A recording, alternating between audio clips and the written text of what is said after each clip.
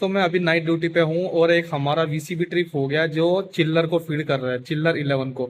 तो चलो देखते हैं कि हमारा वीसीबी क्यों ट्रिप हुआ है और क्या फॉल्ट आया है, चिल्लर किस वजह से हमारा ट्रिप हुआ है। तो वीडियो को शुरू से लेकर लास्ट तक देखना। मेरा नाम गौरव है और मैं अभी सऊदी अरब में काम करता हूँ ऑपरेशन एंड मेंटेनेंस डिपार्टमेंट में। तो दोस्तों वीसीबी चेक करने के लिए सबसे पहले हमें रिले चेक करनी पड़ेगी। रिले में देखेंगे हमारा क्या फॉल्ट है।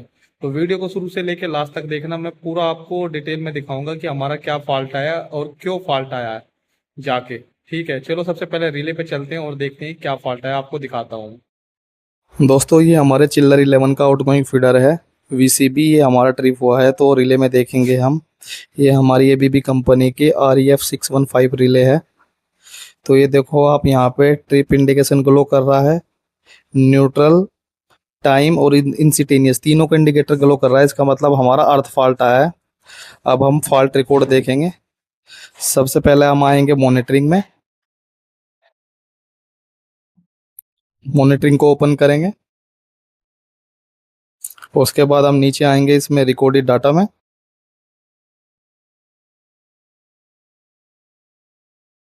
इसको ओपन करेंगे। अब हम आएंगे फॉल्ट रिकॉर्ड में।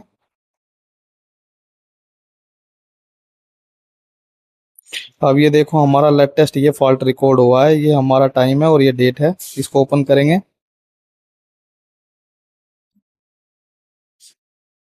अब देखो ये हमारा फॉल्ट नंबर है 205 और ये हमारा टाइम और डेट है फॉल्ट जब आया हमारा।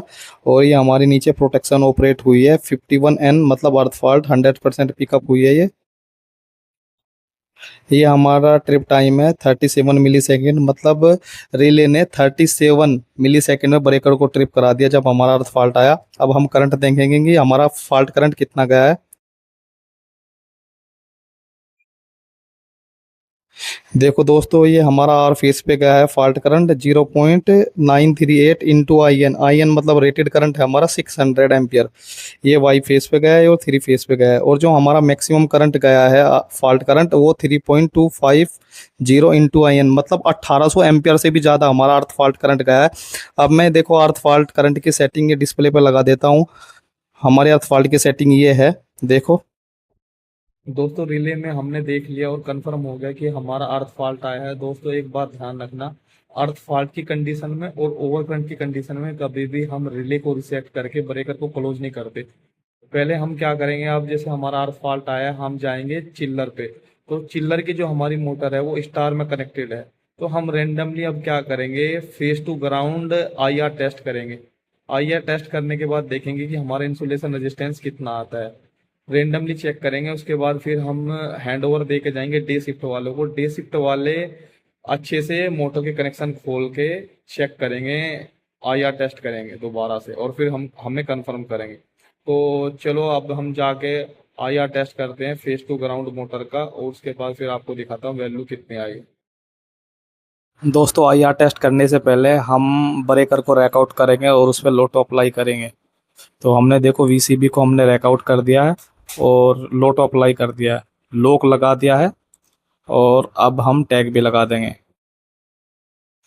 ये हमने टैग लगा दिया। अब हम जाएंगे चिल्लर पे IR टेस्ट करने के लिए, इंसुलेशन रेजिस्टेंस टेस्ट करने के लिए।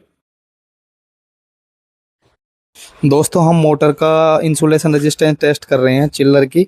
ये देखो हमारा वोल्टेज इंजेक्ट नहीं हो रहा है और हमारा इंसुलेशन रेजिस्टेंस भी 10.0 किलो ओम आ रहा है। हम 2.5 kV वोल्टेज इंजेक्ट कर रहे हैं लेकिन वोल्टेज इंजेक्ट नहीं हो रही है। इसका मतलब ये है कि हमारी जो मोटर की वाइंडिंग है वो शॉर्ट हो गई है और मोटर की बॉडी से टच हो गई है। तो हमने तीनों फेस की वाइंडिंग का इंसुलेशन रेजिस्टेंस टेस्ट किया तो तीनों का यही आ रहा है।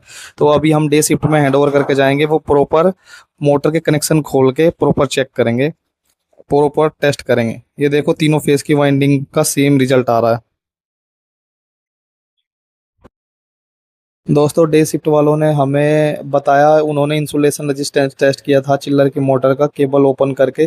तो उन्होंने बताया कि जो आर फेस की वाइंडिंग है वो पूरी तरीके से शॉर्ट हो गई है, उसका इंसुलेशन फेल हो गया है और जिससे उसकी वाइंडिंग आर फेस की मोटर की बॉडी से टच हो गई है। बाकी दोनों फेस सही है लेकिन आर फेस की वाइंडिंग बॉडी से टच हो गई है, तो मोटर को हमें रिवाइंडिंग करवाना पड़ेगा। दोस्तों यही था वीडियो में। अगर वीडियो आपको अच्छी लगी हो तो चैनल को सब्सक्राइब करना, वीडियो को लाइक करना। अगर आपका कोई क्वेश्चन है या कमेंट है, आप कमेंट सेक्शन में पूछ सकते हो। वीडियो देखने के लिए थैंक यू सो मच।